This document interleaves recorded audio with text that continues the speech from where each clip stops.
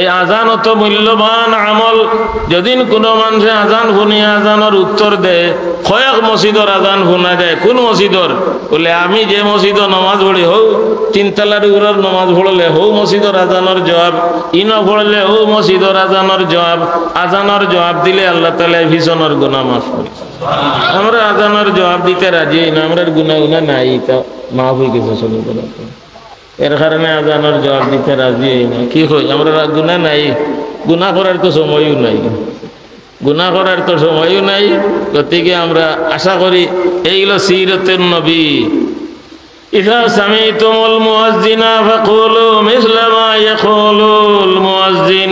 ও আমার উম্মত, যে সময় তোমরা মুয়াজ্জিনের আজান শুনো, মুয়াজ্জিনে যেটা কইন তোমরাও তা কইও, মুয়াজ্জিনে যে শব্দ হল কইন তোমরাও শব্দ হল কইও। সওয়াব কিতা, ফজিলত কিতা বলে মুয়াজ্জিনের আজানের জবাব দিলে আল্লাহ তাআলা ভীষণের গুনাহ মাফ করে দেন। হ্যাঁ, ভীষণের গুনাহ মাফ করে। বাদে দোয়া পড়িও, আল্লাহুম্মা রাব্বা হাযিহি দাওয়াতি তাম্মা। দোয়া পড়িয়ে, দোয়া পড়লে কি হইব বলে আজানের বাদে যাইনি দোয়া পড়িবা, এর লাগি আমি নবীর শফাআত ওয়াজিব হয়ে যাব। নবী করিম সাল্লাল্লাহু আলাইহি ওয়াসাল্লামের শফাআতের দরকার আছে নি?